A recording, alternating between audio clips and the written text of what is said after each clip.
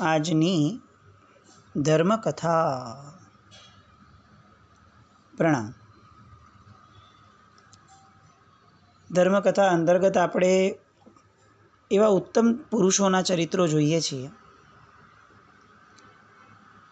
કે જેમણે જીવનની અંદરમાં પોતાના સત્વને એવું ફોરવ્યું, પોતાના વીર્યને એવું ફોરવ્યું કે એમની પ્રકૃતિમાંથી તમસ રજસ આ બધું નીકળી અને બહારની પ્રકૃતિની અંદરમાં જે રીતે સત્વ પ્રકૃતિ વર્તે છે એવી રીતે નિતાંત સત્વ પ્રકૃતિ એ લોકોએ પોતાના જીવનમાં પ્રગટાવી. આમ જોવા જઈએ ને તો મોક્ષ એ જ છે કે પ્રકૃતિએ જે આપણને આપ્યો હતો શુદ્ધ આત્મા, એવો શુદ્ધ આત્મા પ્રકૃતિને પાછો આપી દેવો એ મોક્ષ. અજૈન શાસ્ત્રો પંચમહાભૂતમાંથી બનેલું શરીર એ પંચમહાભૂતમાં વિલીન થઈ ગયું એ શબ્દ જે વાપરે છે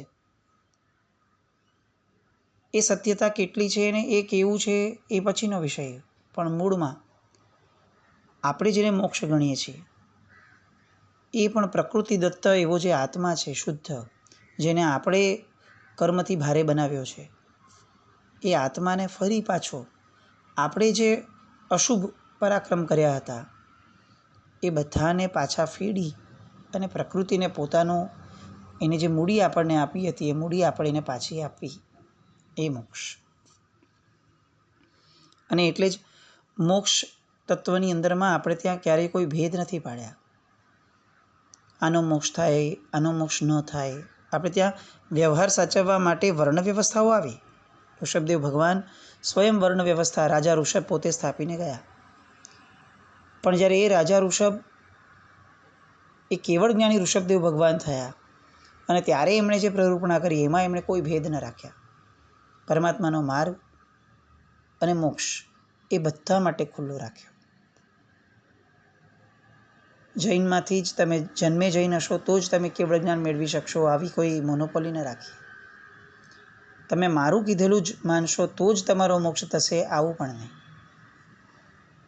આપણે આપણા આત્માને પહોંચી વળીએ, આપણા આત્માને સમજીએ, જાણીએ અને આત્મિક હિત કરતાં કરતાં કરતાં આત્મતત્વને એવું પામી જઈએ કે આપણે આત્મતત્વમાં સમાઈ જઈએ.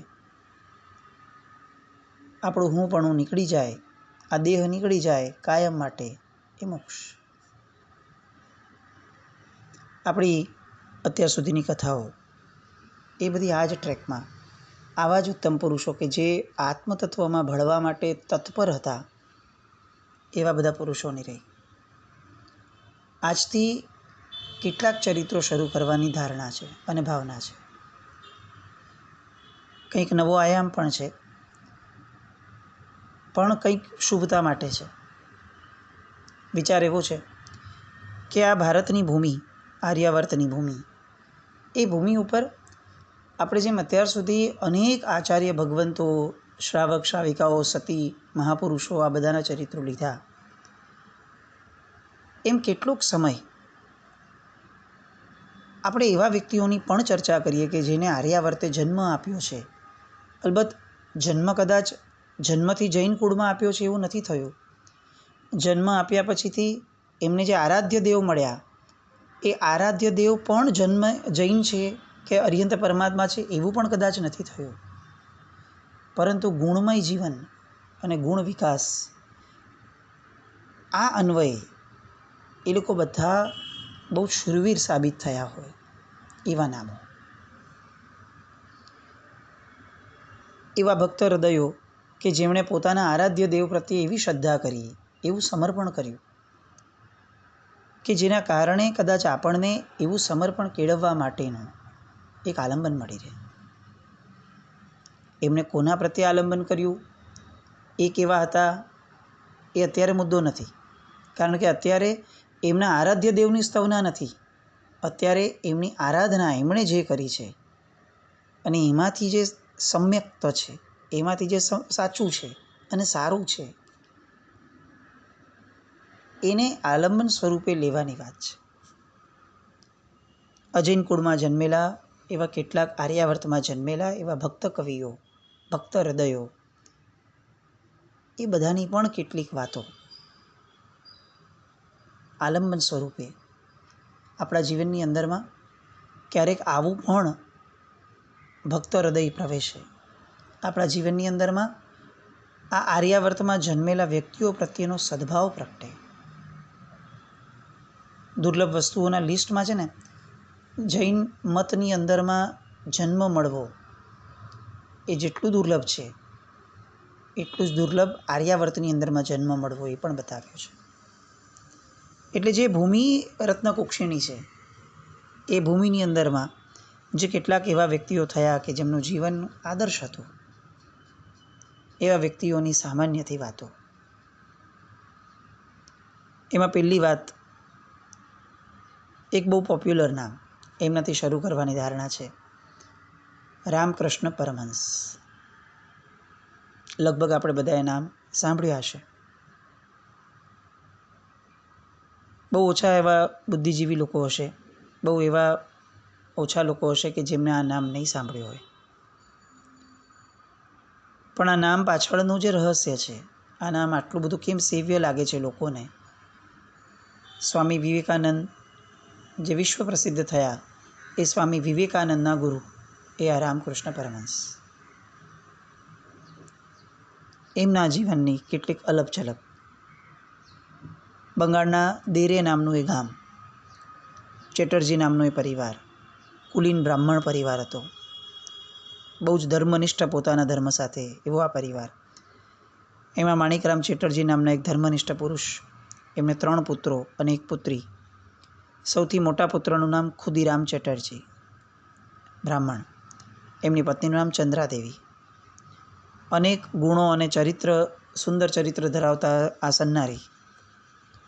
થયું એવું કે દેરે ગામનો જે જમીનદાર હતો રામાનંદ રાય, એ અત્યંત દુષ્ટ અને દ્વેષી હતો. એની ઉપર કોર્ટમાં કોઈ કેસ ચાલતો હતો અને એણે ખુદીરામને કીધું કે તું મારી માટે કેટલુંક અસત્ય ભાષણ કરી અને સાક્ષી બન, જુબાની આપ કોર્ટની અંદરમાં. કેટલુંક ખોટું બોલવું પડે પણ એમાં શું, વાંધો નહીં. ખુદીરામે ચોખ્ખી ના પાડી દીધી કે એ શક્ય નથી. પરિણામ એ આવ્યું કે પેલો જમીનદાર પોતાની વગ વાપરી અને ગમે તે પ્રકારે એણે આ ખુદીરામના જમીન અને ઘર બધું પચાવી પાડ્યું. સત્યને વળગવા માટે જે ખુદીરામે પોતાના ઘરનો ભોગ આપ્યો, પોતાની જમીનનો, પોતાના વ્યવસાયનો, પોતાની આજીવિકાનો, અને કદાચ એમ કહી શકાય કે અત્યાર સુધીની પોતાની આખી જિંદગીની મૂડીનો ભોગ આપ્યો, એણે અંતે એ ગામ છોડ્યું. કામારપુકુર આવીને રોકાયા. સુખલાલ ગોસ્વામી નામના એક સજ્જને એમને આશ્રય આપ્યો. આ ચંદ્રાવતી જે રામકૃષ્ણ પરમહંસના માતા હતા.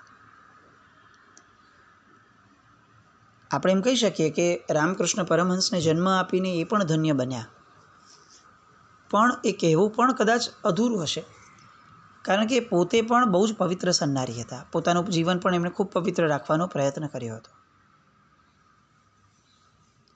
રામકૃષ્ણ પરમહંસ જ્યારે ગર્ભમાં આવ્યા ત્યારે આ ચંદ્રાવતી જે છે એ એક દિવસ શંકર ભગવાનની પૂજા કરી રહ્યા હતા, એમના આરાધ્ય દેવની. શિવલિંગની પૂજા કરતાં કરતાં એમણે અચાનક જોયું કે શિવલિંગમાંથી એક તેજસ્વી સૂર્ય સમાન વર્તુળ એક આખું બહાર આવ્યું અને પોતાના મુખમાં સમાઈ ગયું. આવ્યું અનેક વાર થવા લાગ્યો. આવા અનેક અનુભૂતિઓ આવી, અનેક આભાસો એ માતા પિતા બંનેને થવા લાગ્યા.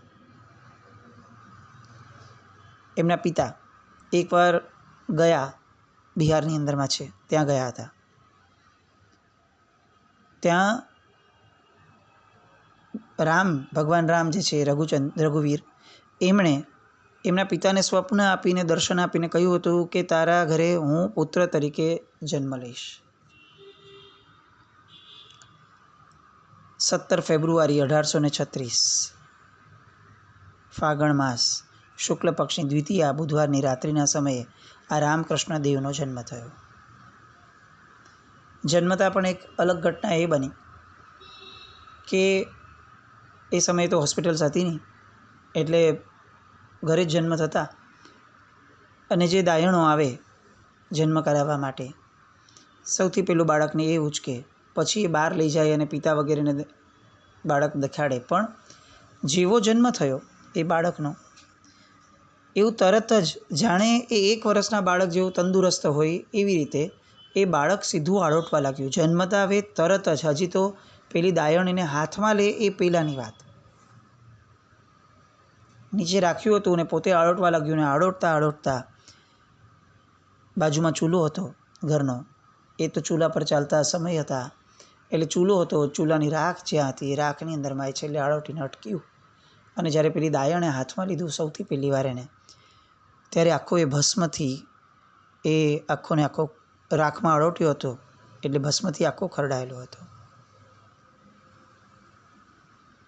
જન્મતા જ જેને ભસ્મ વાલી લાગી, જાણે એ જગતને અને પરિવારવાળાને સૂચવવા માંગતો હતો એ બાળક કે મારું ભવિષ્ય આવું અવધૂતપણું છે.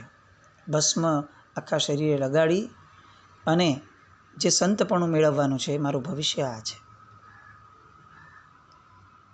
રામકૃષ્ણ પરમહંસે પોતે જ્યારે મોટા થયા અને પોતાના વિશે કેટલીક વાતો થવાની આવતી ત્યારે એવું કહેતા કે હું જ્યારે નાનપણમાં હતો ત્યારે હું જોતો કે મારા પિતાએ ક્યારે પણ, બ્રાહ્મણ હતા, એ દાનથી જ જીવ્યા છે, પણ ક્યારે પણ એમણે શુદ્ર લોકોની પાસે દાન લીધું ન હતું. એ બહુ રિલેક્ટન્ટ હતા કે ક્યારે પણ બ્રાહ્મણ ઉચ્ચ કુળ છે એટલે શુદ્ર લોકો પાસેથી કોઈ દાન લેવું નહીં. એટલે દિવસભર એ ધ્યાન પૂજા વગેરેમાં વ્યસ્ત રહેતા, લોકો ઋષિ માની અને એમનો સત્કાર કરતા, જે આપતા એનાથી અમારું જીવન ચાલતું. આ બાળકનું નામ મૂળમાં ગદાધર પાડવામાં આવ્યું હતું. આ ગદાધરમાંથી રામકૃષ્ણ દેવ પરમહંસ આ કક્ષા સુધી પહોંચવાનો જે આખો પ્રવાસ છે એ ખૂબ મોટો છે. આપણે એ વિસ્તારમાં જવું છે એવું નથી, પણ એમની કિશોરાવસ્થા, એમનું યજ્ઞોપવિત, જનોઈ જે પહેરાવે તેવાળા પ્રસંગો, એ બધા પ્રસંગોની અંદરમાં ખૂબ એવા પ્રસંગો બન્યા કે જેના કારણે આપણે આપણી ભાષામાં એવું કહી શકીએ કે ચમત્કારી વ્યક્તિ તરીકે જન્મ્યા હતા. કિશોરાવસ્થા થઈ, બુદ્ધિ થોડી ઘણી ફૂટી હોય એ અવસ્થાની અંદરમાં પિતાનો વારસો એટલે આ ગદાધર જે છે એ ઈશ્વરની અંદરમાં તન્મય થઈ જતા. હવે મોટાભાઈએ જોયું એમના કે આ ગદાધરનું ધ્યાન ભણવામાં છે જ નહીં, એને બસ આવું ઈશ્વર પાસે જવું, સંતોની, સાધુ સંતોની સેવા કરવી, એમાં જ રસ છે. અને એમાં એટલો બધો ધ્યાનમગ્ન થઈ જાય છે કે એના સમયનું ભાન રહે છે, એના આજુબાજુની પરિસ્થિતિનું ભાન રહે છે. એટલે મોટાભાઈએ પિતાને એવું કહ્યું કે હું આમને મારી સાથે કલકત્તા લઈ જાઉં છું અને ત્યાં એમને વ્યવસાય કરાવડાવીશ.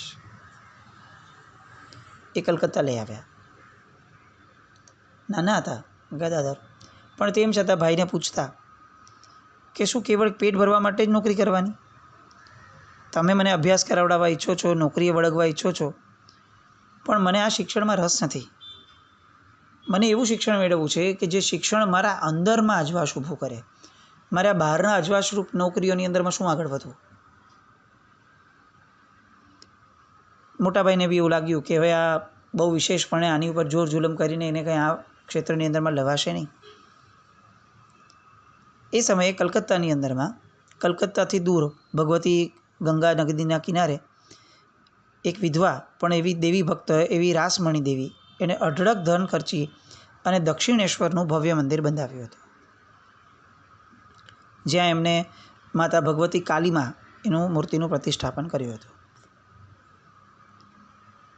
આ રાસમણી દેવીએ આ આખું જે મંદિર છે એ પૂજારી તરીકે આ ગદાધરની નિમણૂક કરી. એટલે મોટો ભાઈ અને આ ગદાધર બંને દક્ષિણેશ્વરમાં આવીને વસી ગયા. બસ અહીંયાથી હવે આ રામકૃષ્ણનું જીવન, ગદાધરનું જીવન એ રામકૃષ્ણ તરફ જવાની દિશામાં પૂરપાટ આગળ વધવા લાગ્યું. આ ગદાધર ભગવતી કાલીમાં એની પૂજામાં એટલા બધા મગ્ન જણી જતા કે એને દેહનું ભાન ન રહેતું.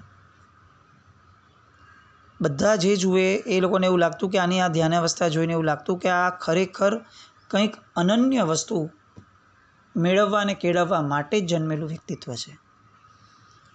એ જ્યારે કાળીમાની સ્તુતિ કરતા ત્યારે લોકોના હૃદય દ્રવી જતા, લોકોની આંખમાં પાણી આવવા લાગતા. એવા એવા શબ્દો, એવા એવા કાવ્યો ઇન્સ્ટન્ટ એ ગદાધરના મુખમાંથી નીકળતા કે ઊભેલા લોકોને ખરેખર એવું લાગતું કે આવી આરાધ્યની સેવા એ તો આપણે ક્યાંય ક્યારેય જોઈ નથી. એ સમયે કેનારામ ભટ્ટાચાર્ય નામના કલકત્તાના એક વિદ્વાન બ્રાહ્મણ એ બહુ પ્રચલિત ગણાતા, કે જે પૂજા વિધિઓ વગેરે બધું શીખવાડતા. ગદાધરને એમની પાસે મૂકવામાં આવ્યા કે તમે આ રીતે ગાંડી ગેલી ભક્તિ કરો એ ન ચાલે, તમારે વિધિ પ્રમાણે ભક્તિ કરવી પડે. અને એટલે એમની પાસે મૂકવામાં આવ્યા. એમણે પૂજા વિધિ શીખી. એ પછીથી એ જે ભટ્ટાચાર્ય હતા એમણે ગદાધરને પૂજા મંત્ર આપ્યો.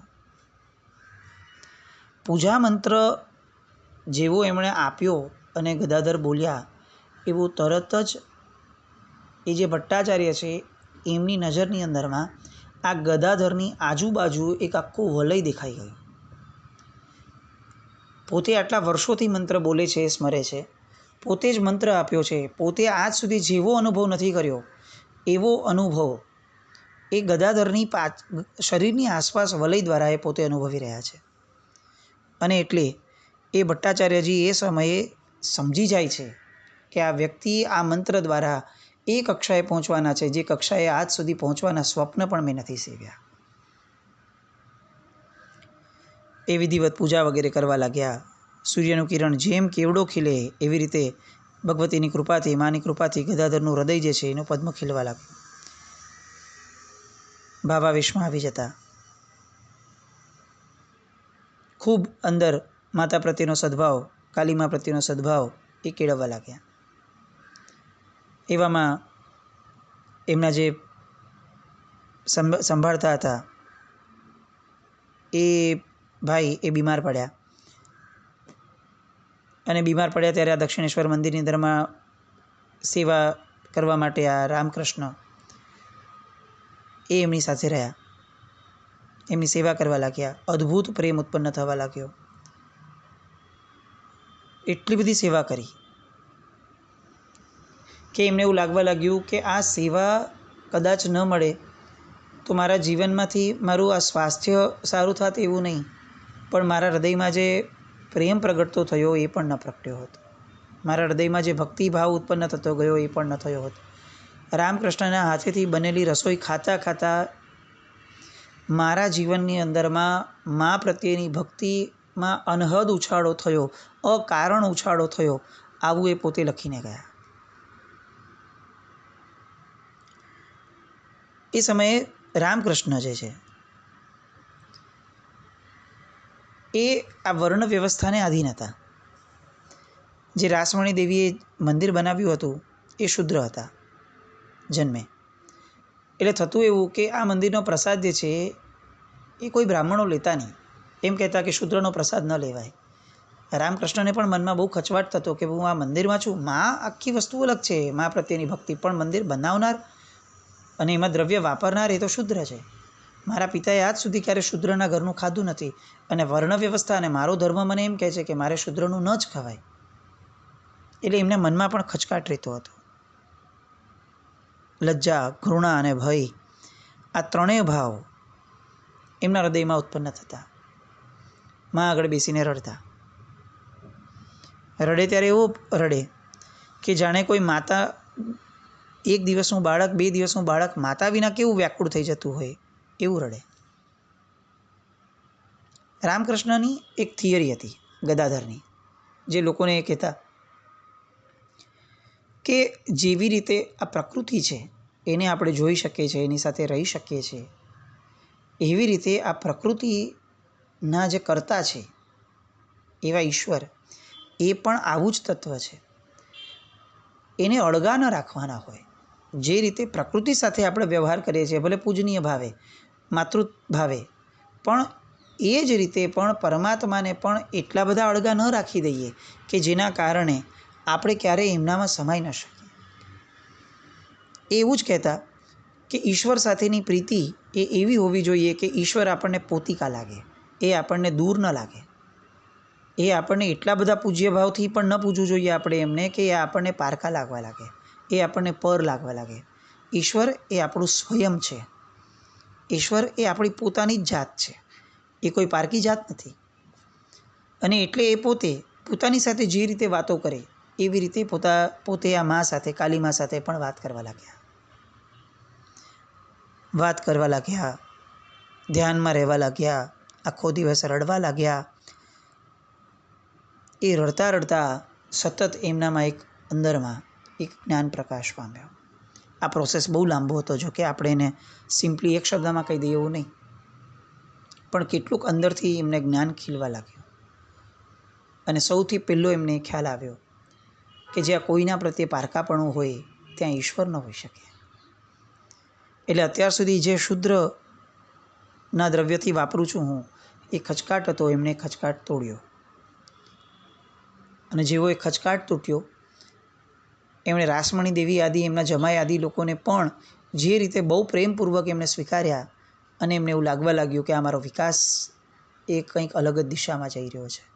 જેમની માટે હું અત્યાર સુધી રડી રડીને માથા પછાડતો હતો, એ માં એ જાણે સ્વયં મારી અંદરમાં આવીને વસી રહ્યા છે. રામકૃષ્ણ એવું લખતા પોતાની આત્મકથામાં કે મને અહંકાર સતાવતો હોય એવું મને લાગતું. હજી પણ મારામાં હું પણ છે. ભલે માતા પ્રત્યે સદભાવ છે, મને કાલી માતા પ્રત્યે બહુ જ અહોભાવ છે, પોતાનાપણું છે, પણ છતાંય મારાપણું હું પણ છે તો ખરું જ. એમણે એના આયામો શરૂ કર્યા કે હું એને કેવી રીતે દૂર કરું, મારા આ અહંકારને, મારા હુંપણાને.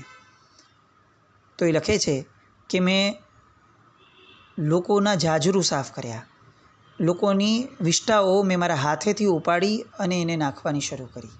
મેં શુદ્ર લોકોના જીવનના ઘરના અંદર જઈ અને એમની સેવા કરવાની શરૂ કરી. મેં નબળા લોકોની સાથે રહી અને એવા લોકોની સાથે પણ એમની સાથે એમના જેવા બનવાનો પ્રયત્ન કર્યો. દરેક જગ્યાએ મારા હુંને ઓગાળવા માટે મેં પ્રયત્ન કર્યો. અને એમને એવું લાગવા લાગ્યું કે આ મંદિરની તમામ ગંદકી, પગરખા, ચપ્પલનો ટોપલો, આ બધું જે છે એ ઉપાડવાનું કામ મારું જ છે. કર્તૃત્વનો ત્યાગ એ જ ઈશ્વરત્વનો સ્વીકાર હોઈ શકે.